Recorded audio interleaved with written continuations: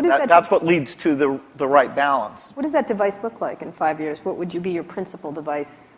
Is there one, or? Is it a, I think you use, I could be wrong, I think you carry a tablet. Right. Right.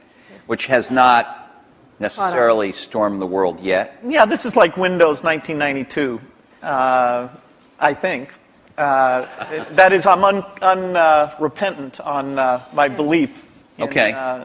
But to go back to Kara's point, what would you each imagine that you would carry as your principal, let's say, thing to do? I mean, the Jeff web Hawkins and showed a very lightweight email device and all that kind of stuff. Yeah, I don't know if you guys saw, but Jeff Hawkins showed a Linux-based, a very small, I think he called it a companion to a smartphone today. A phone companion. It sounded a little naughty, frankly.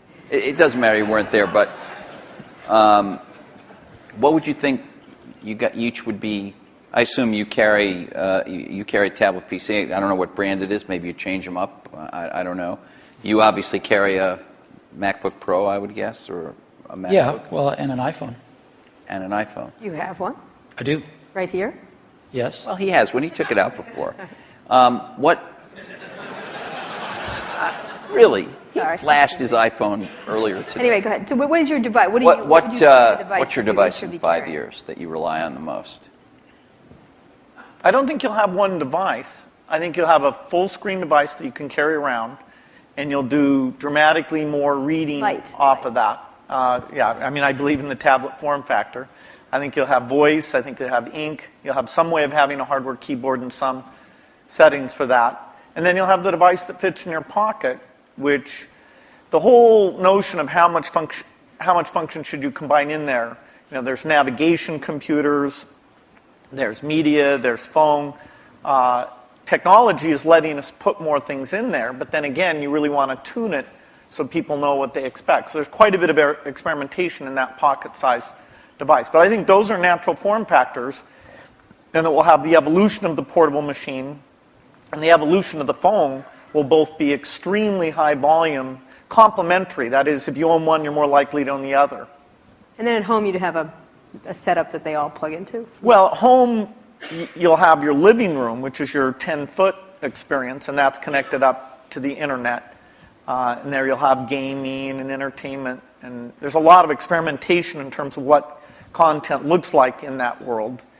And then in your den, you'll have something a lot like you have at your desk at work. You know, the view is that every horizontal and vertical surface will have a projector, so you can put information. You know, your desk can be a surface that you can sit and manipulate things. Can I please have a room in my house that doesn't have a screen and a projector in it? You bet. Thanks. The bathroom. Well,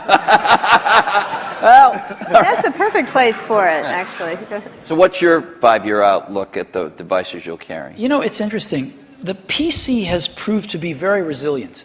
Because as Bill said earlier, I mean, the death of the PC has been predicted every few years. And here, when you're saying PC, you mean personal computer in general, not just Windows PCs. I mean personal computer in general. Okay. And you know, there was the age of productivity, if you will, you know, the spreadsheets and word processors, and that kind of got the whole industry moving.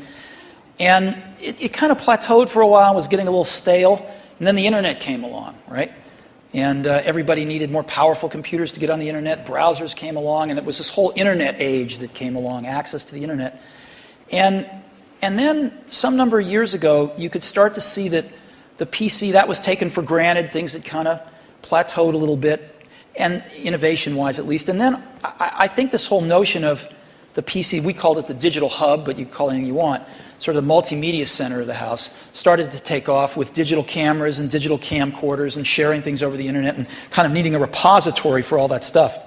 And it was reborn again as sort of the hub of your digital life. And you can sort of see that there's something starting again. It's not clear exactly what it is, but it will be the PC maybe used a little more tightly coupled with some back-end internet services and some things like that. And of course, PCs are going mobile in an ever greater degree. So I think the PC is going to continue, this general purpose device is going to continue to be with us and morph with us, whether it's a tablet or a notebook or a big curved desktop that you have at your house or whatever it might be. So I think that'll be something that most people have, at least in this society. In others, maybe not, but certainly in this one. But then there's an explosion that's starting to happen in these, what you call post-PC devices, right? And you call the iPod one of them. There's a lot of things that are You not, can get into trouble for using that term. I want you to know that. what? I'm kidding. Post-PC devices. Why? People write letters to the editor. They complain about it. Anyway, go ahead. Okay. Well, anyway, I think there's just a category of devices that aren't as general purpose, they're really more focused on specific functions, whether they're phones or iPods or Zunes or what have you.